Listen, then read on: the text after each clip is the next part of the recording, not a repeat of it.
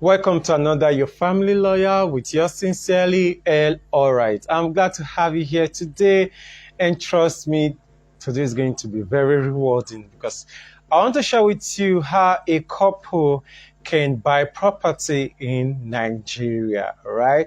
And I'm limiting this to Nigeria because this is where I am. And as you've seen on your screen, this is not legal advice. This is just a legal opinion. All right, legal education. So don't take this as legal advice. I require and request that you consult with a lawyer. That's my suggestion in making any legal decisions. I'm doing this from the city of Ibadan, and I hope you would like what I want to share today. There are different ways a couple can own property. Right, you should understand first of all that only a human person or an artificial person can own property in Nigeria, right? So if you are a human being, you can own property. If you are a body corporate, you can also own property. By body corporate, we're talking about registered organizations or registered businesses, but business name is not one of the things we're talking about today. So if what you have is a business name, it does not apply. That's not what we're talking about today, right? Because a business name is more or less like a trade name. It's not an entity of itself. Another thing that I would like you to understand and that I want you to know is that when it comes to Nigeria law, right,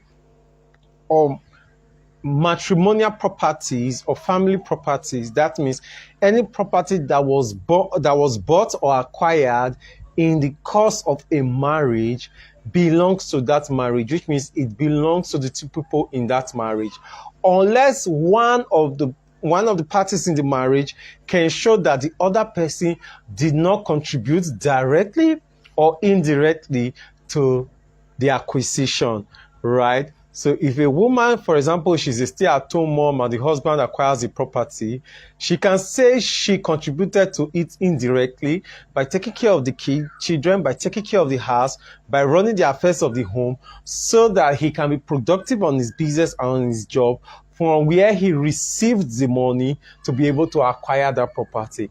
In the sense that if she was also allowed to work outside the home, if she also worked outside the home and had money, she would have contributed to that property. But that the life she chose, the responsibility she bore on behalf of the family, gave this other person the power to be able to make that particular acquisition, right? I hope you understand that. So if you understand that generally, you'll be able to get it further. What I want to explain today. Yes, when it comes to the acquisition of property, especially landed property in Nigeria, and even when it comes to things generally, it is not proper for you to refer to yourself as Mr. and Mrs. Alright. Like, for example, perhaps you want to address my wife and I, and you say Mr. and Mrs. Mr. and Mrs. Alright. It does not work. It will not work. Why will it not work? The reason why it will not work is something simple. And that is, one, Mr. and Mrs. Alright is not a living entity. It's not a human being. There's no person that bears that name, Mr. and Mrs. Alright. So if you want to acquire a property, it is best for you to use Mr. Egbe Alright. Yes, that's my official name.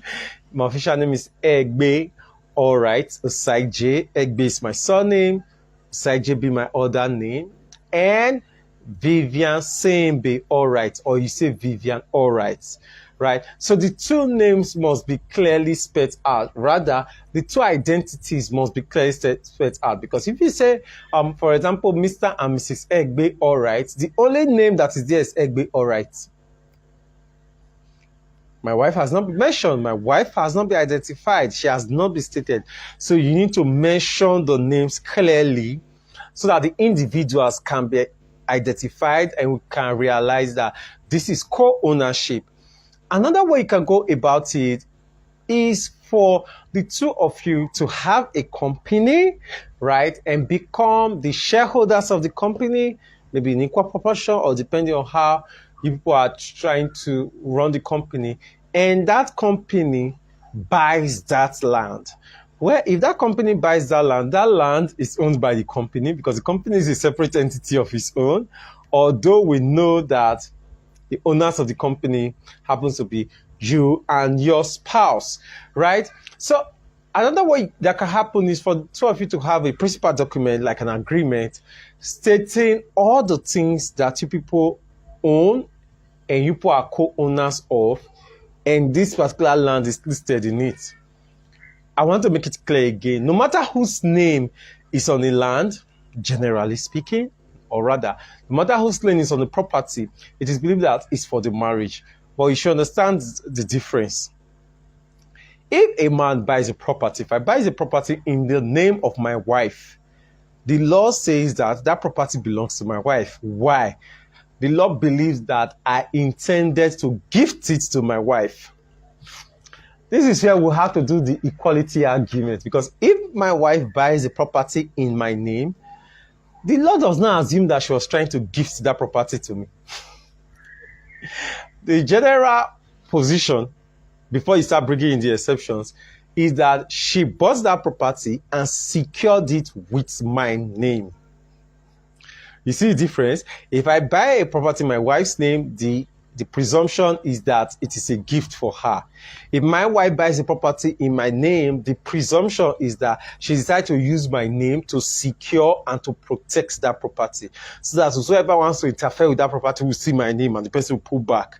Right? That is what the law believes. The law also believes that if I buy a property and I add my wife's name to my name on that property, the presumption of the law is that I intended for my wife and I to own that property together. So the best way for you to own a property, especially a land property in Nigeria as a couple, is to buy it in the full names of each other. One, to open a company and use that company to buy the property. Two, and the third one, to have an agreement, a principal document, where you list out all the properties you have, the extent to which each person owns the property, and you sign. I believe this information that I've shared with you guys today will be helpful, but remember that this is not legal advice, so I suggest you also speak with your lawyer to get proper legal advice. Thank you so much for joining me and following me.